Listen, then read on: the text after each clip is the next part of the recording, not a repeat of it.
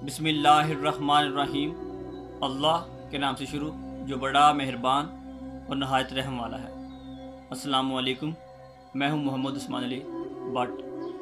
आज का जो मेरा वीडियो का अनुमान है ये खसूसी तौर पर वहाबी और देवबंदियों के हवाले से है कि जब एक्सपोज ने एक पोस्ट बनाकर अपलोड की कि जब जुनैद जमशेद जहन्नम वासिल हुआ तो उसमें कुछ यूँ लिखा था कि ये जो जुनैद जमशेद है ये मर गया, ये मट्टी से मट्टी मिल गया, क्योंकि ये वहाबियों का अक़ीदा है। इन्होंने यही अल्फाज नौज़ुबिल्लाह नबी करीम सल्लल्लाहु अलैहि वसल्लम के ख़िलाफ़ इस्तेमाल किए हुए हैं। जब एक्सपोज ने ये वाली पोस्ट अपलोड की तो हर तरफ वहाबी और देवबंदियों ने ये पोस्टें अपलोड करना शुरू कर दी कि एक्सपोज ने ये बात गलत की है, बल्कि उसको लिखना चाहिए था ये शहीद हुआ। तो यहाँ पर मेरा एक सवाल है कि अगर आपकी जमात का कोई बंदा जहन्नम वासिल हो जो कि गुस्ताख था, उसके बारे में आप ये कहते हैं कि इनको क्या कहो शहीद, मगर जिसके लिए दुनिया वजूद में आई नबी करीम सल्लल्लाहु अलैहि वसल्लम के बारे में इस तरह का अल्फाज यूज़ करना कि वो मर गए, मनोमट मट्टी के नीचे दफन है, उनके लिए इस तरह के अल्फाज यूज़ करना, ये कहाँ की मुसलमानी है। यानी कि फिर यहाँ से ये इमेज जाता है कि आपका जो बंदा है नौज़ुबिल्लाह उसका जो मुकाम मर्तबा है वो नबी करीम सल्लल्लाहु अलैहि वसल्लम से ज़्यादा आला है।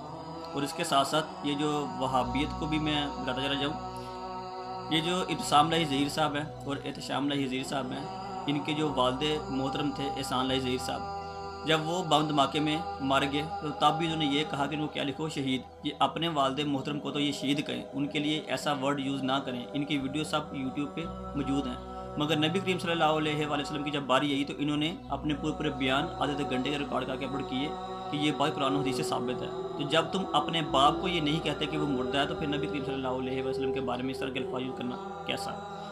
और अब यहाँ पे मैं आपको एक ऐसी दलील दूंगा जिससे वहाबी और देवबंदी दोनों की ये जो ना बत्ती वो गुल हो जाएगी। इन दोनों के जो मुतफिका इमाम हैं इस्माइल दहलवी, ये वही हैं कि जिनसे दो ग्रोह निकले, एक तो गैर मुकल्लद ठहरे यानी कि वहाबी और दूसरे मुकल्लद यानी कि कौन थे, देवबंदी। इन दोनों के बकौल इनके जो मुतफिका इमाम है इस्माइल दहलवी साहब, उनको मार गया कहना गलत है, बल्कि क्या कहना चाहिए शहीद।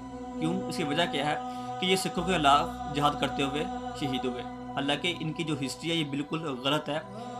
ये शहीद हुए थे सरहद के इलाके में, और सरहद पठानों का इलाका था यानी कि मुसलमानों का। उन्होंने इनको कत्ल किया था क्योंकि इन्होंने जो किताब का तर्जुमा किया था तक़वियतुल ईमान का, उसमें नबी करीम सल्लल्लाहु अलैहि वसल्लम की गुस्ताखियाँ बेशुमार भरी पड़ी थी। मगर इनका कहना ये है कि नहीं, वो सिखों के खिलाफ जिहाद करते हुए शहीद हुए। अगर वो सिखों के खिलाफ जिहाद करते हुए शहीद होते तो उनका जो कत्ल का जो मुकाम था वो होना चाहिए था ये जो अमृतसर है या ये जो पंजाब है इसके इर्द गिर्द, मगर वो कहाँ पे शहीद हुए थे, सरहद में।